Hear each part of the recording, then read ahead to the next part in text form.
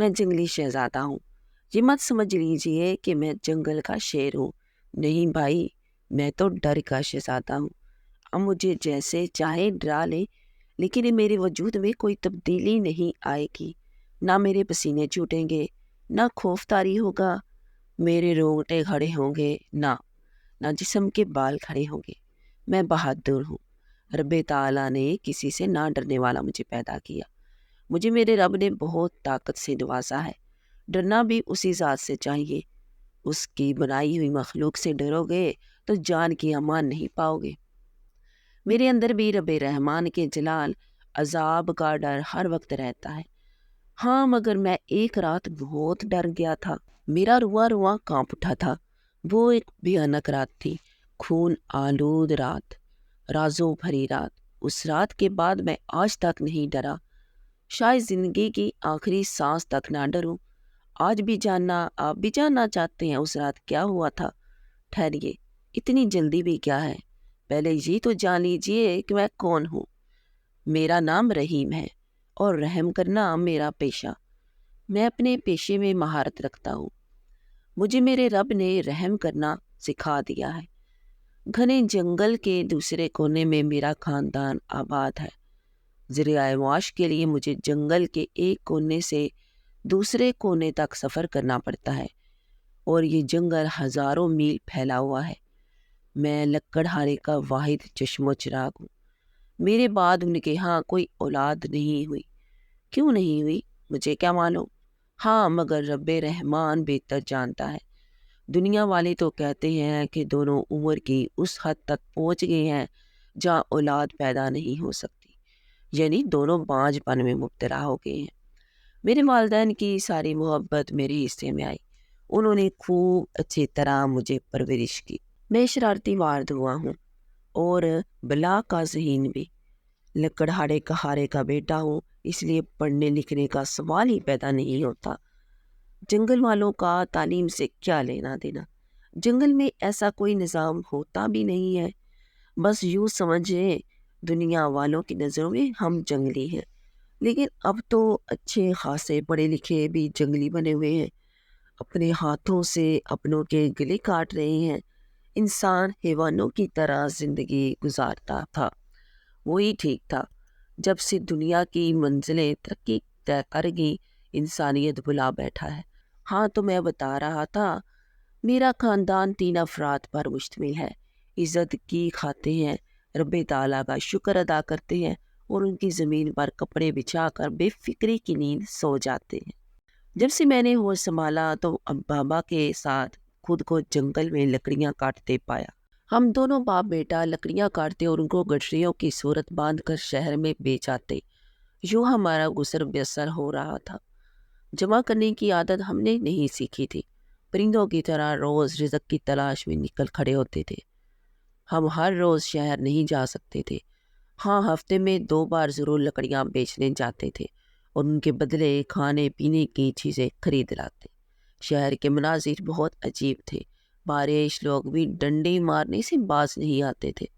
بڑی ہوشیاری سے ناپ تول میں کمی زیادتی کرتے تھے، چیزوں میں ملاوٹ کرتے، یوں دھوکہ دہی سے ہزاروں بٹور رہے تھے۔ وقت بے مہار اونٹ کی طرح اپنی مستی میں گزرتا چلا گیا۔ میرے بابا نے مجھے زندگی گزارنے کے طور طریقے سکھا دیے تھے، خود کی حفاظت، جنگلی جانوروں سے اپنا بچاؤ اور بہت کچھ۔ یوں سمجھے میں مکمل جنگجو بن گیا تھا۔ کچھ ڈر میرے والد نے ختم کر دیا، اور پھر رب رحمان کا خاص کرم بھی تھا۔ یوں سمجھے میں نہ ڈر پیدا ہوا تھا۔ 16 سال کا عرصہ پل بھر میں گزر گیا اور میں لڑک پن سے ہوتے ہوئے جوان ہو گیا۔ اب میں خوب روح طاقتور نوجوان بن گیا تھا۔ قد کاٹ، لمبا، لمبی لمبی مونچھیں ناک کے نیچے لہلاتی تھی، نشیلی آنکھیں، ستواں ناک، جنگلی تھا مگر بلا کا حسین تھا۔ چٹا گورا رنگ، لال گال، گلاب کی طرح سرخ ہونٹ۔ جب بھی خود کو آئینے کے سامنے لے جاتا تو مجھے شرم نہیں آتی تھی، خود سے نفرت، نہ خود کشی کرنے کا کوئی پروگرام بنتا تھا۔ اگر میں خوبصورت نہ بھی ہوتا تو زندگی پانے کا شکریہ ضرور ادا کرتا، بنانے والی ذات کے آگے سربسجود ضرور ہوتا۔ اب تو مرنے میں بھی ترقی کر لی ہے، خود کو مارنے کے لیے نئے نئے طریقے ایجاد کر لیے ہیں۔ किसी को आंखें मार देती हैं, कोई चाल पे मरता तो कोई हसीन मुखड़े पर मरा जा रहा है।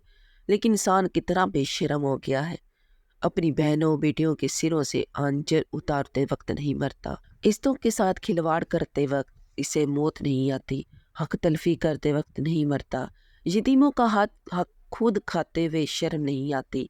इंसानों के रूप में सांप बने बैठे हैं। सांप, यही सांप ही तो जिसने मेरे रोंगटे खड़े कर दिए थे। मैं डर गया था, मेरे पसीने छूट गए थे। ये मामूल की रात थी। मैं लकड़ियाँ काट कर अपने घर के सेन में ला कर रखी और खाना बनाने लगा। हाँ जी, मैं अपना और अपने माँ बाप का खाना खुद तैयार करता हूँ। माँ बाप बूढ़े हो चुके हैं और मेरी शादी नहीं हुई। ना मुझे शादी करके खुद को कैद करना होता था। रिश्तेदारों में आगे पीछे कोई नहीं है। वालिदैन की उम्र आराम करने की थी, इसी वजह से इनको काम से रोक दिया था। मैं खानादारी में सीख चुका था, मर्द के साथ साथ औरत भी था। अरे भाई, आप क्यों हैरान हो गए? मेरा मतलब है, मैं जब घर की हांडी रोटी करता तो उस वक्त किसी औरत से कम नहीं था, और जब जंगल की तरफ जाता तो मर्द बन जाता था।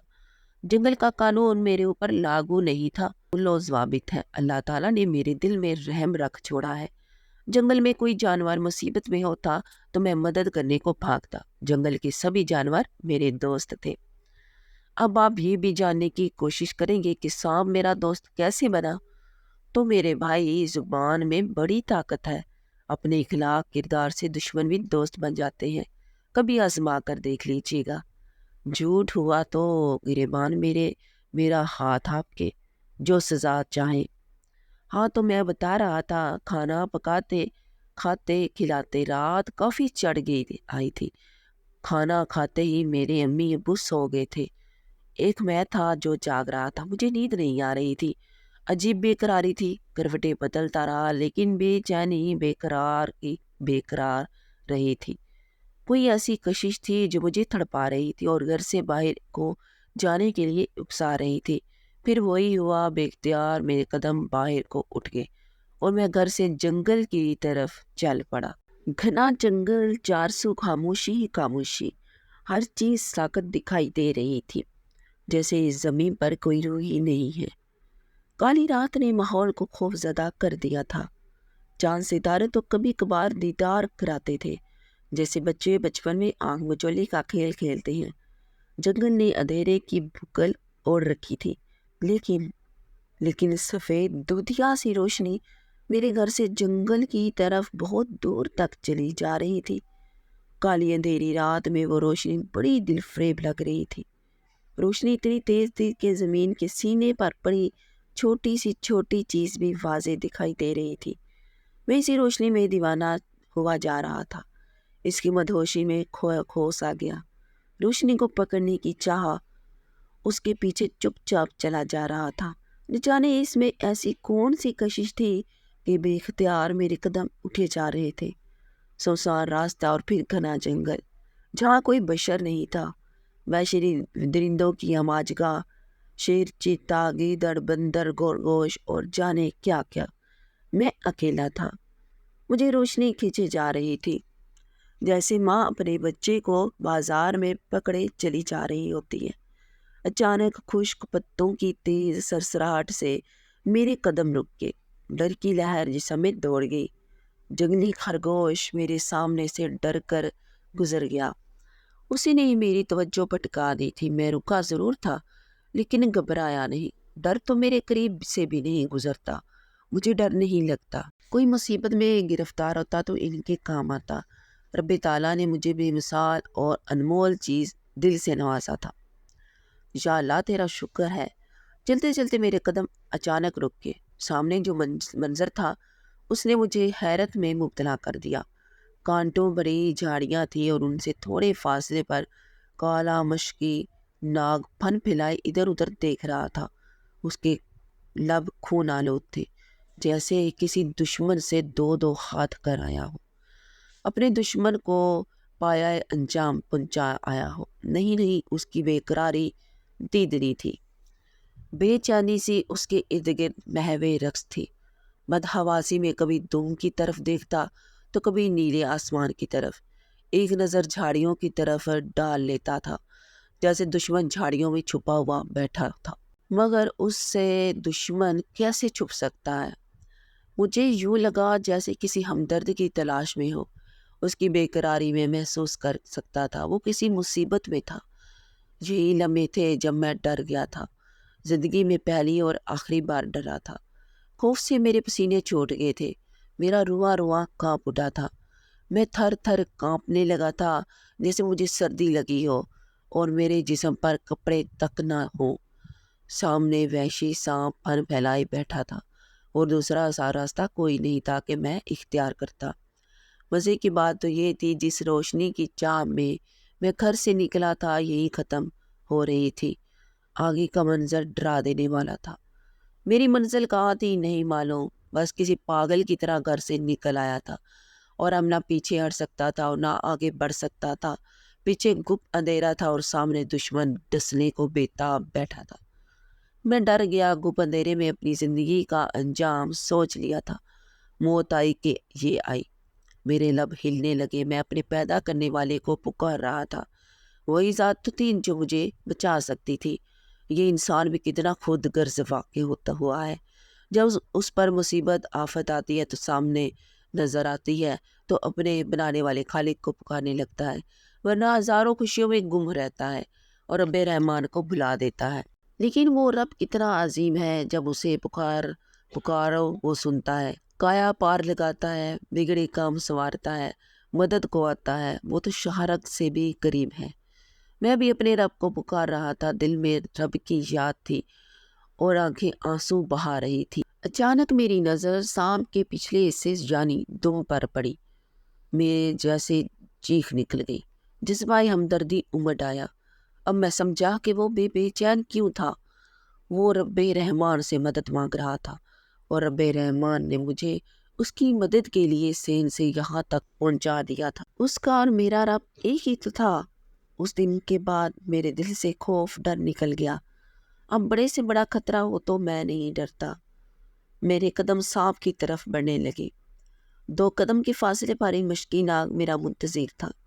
سانپ کے قریب پہنچا تو وہ کسی معصوم بچے کی طرح سہم گیا، ورنہ سانپوں کے بارے میں تو سنا تھا یہ دودھ پلانے والی ماں تک کو نہیں بخشتے، اپنی ماں کو بھی ڈس لیتے ہیں۔ میں سارا معاملہ جان گیا تھا۔ سانپ کیوں بار بار اپنی دم کی طرف دیکھ رہا تھا اور آسمان کی طرف بھی دیکھتا تھا۔ اس کی دم لہو لہان تھی، خون بہہ رہا تھا، شاید مرنے کے قریب تھا۔ اگر میں اس وقت نہ پہنچتا تو وہ تڑپ تڑپ کر مر جاتا، لیکن ابھی اس کی زندگی باقی تھی اور رب تعالیٰ نے مجھے وسیلہ بنا کر بھیجا تھا۔ میری نظریں اس کی دم پر ٹک گئی۔ اس کی دم سے تھوڑا منہ کی طرف 3 عدد کانٹے اس کے جسم کے آر پار ہو چکے تھے، خون بھی ادھر سے نکل رہا تھا۔ پہلے پہل سانپ نے کانٹوں کو نکالنے کی کوشش کی ہوگی لیکن ناکام رہا۔ شاید زیادہ خون اسی صورت بہہ گیا تھا۔ میں نے بسم اللہ پڑھی اور ایک ہاتھ سانپ کے جسم پر مضبوطی سے رکھا اور دوسرے ہاتھ سے یکے بعد دیگرے 3 کانٹے نکال لیے۔ اس دوران سانپ نے ہلکی سی حرکت کی تھی۔ کانٹے نکلتے ہی سانپ پرسکون سا ہو گیا، جیسے اس کا درد ختم ہو گیا ہو۔ میں نے اپنی قمیض سے کپڑا پھاڑ کر اس کی مرہم پٹی کر دی تاکہ اور خون نہ بہے۔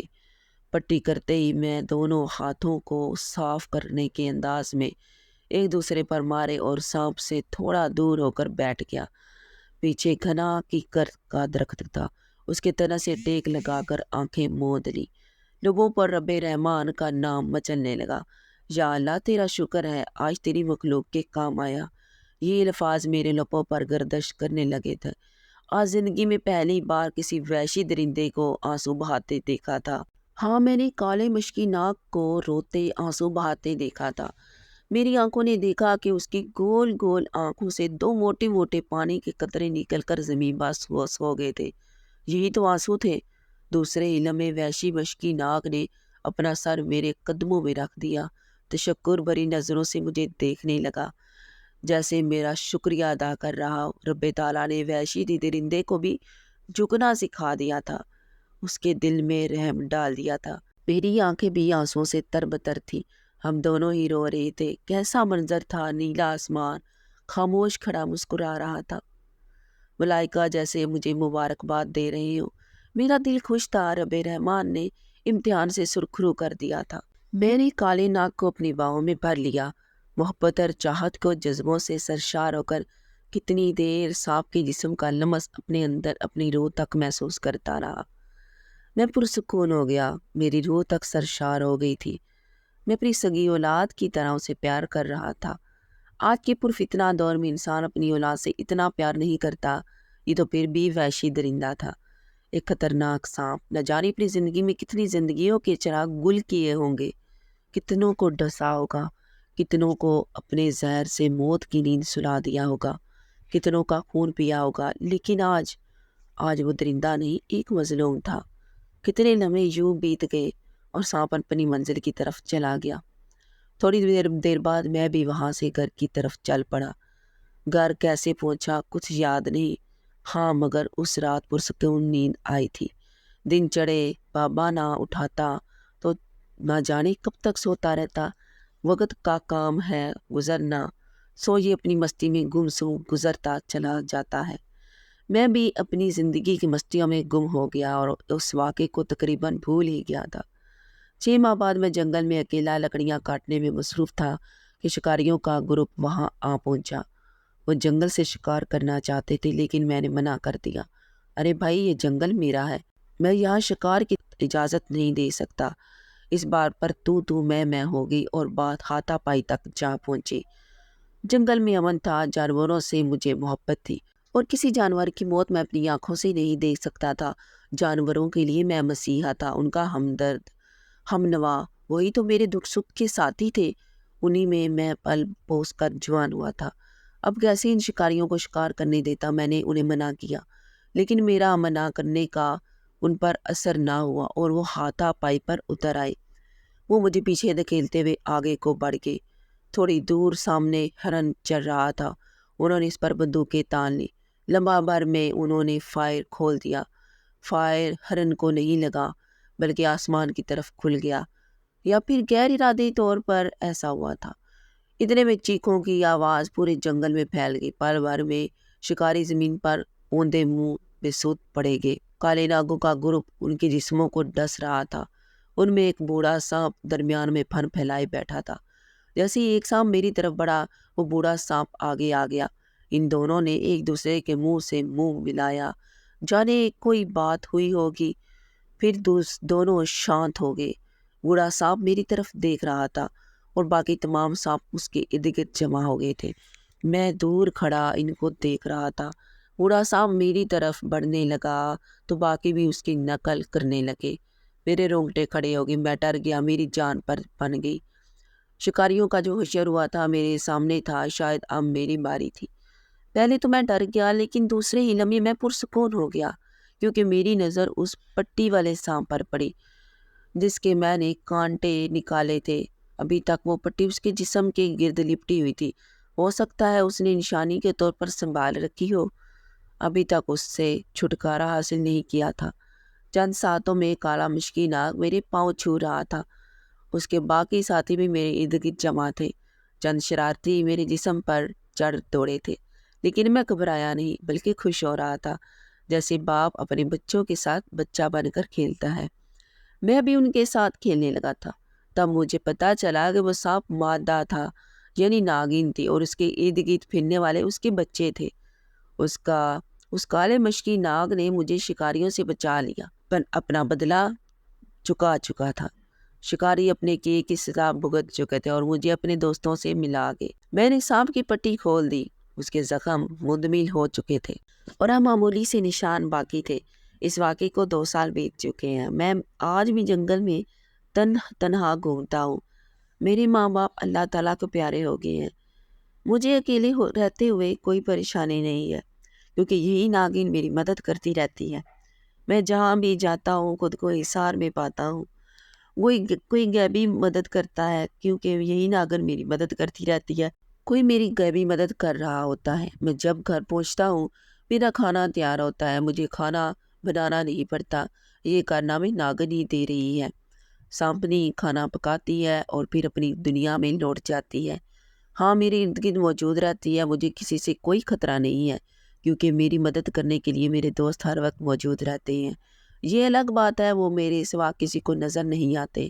ہاں تو ڈیئر ویورز، آپ کو آج کی اسٹوری کیسی لگی؟ امید ہے بہت پسند آئی ہوگی، اس لیے ویڈیو کو لائک کر دیں اور جانے سے پہلے چینل کو ضرور سبسکرائب کیجیے گا۔ سبسکرائب کر کے جانا ہے، اگلی نیکسٹ ویڈیو کا انتظار کیجیے گا جو میں کل اپلوڈ کروں گی۔ اور اب اجازت چاہتی ہوں، اللہ حافظ۔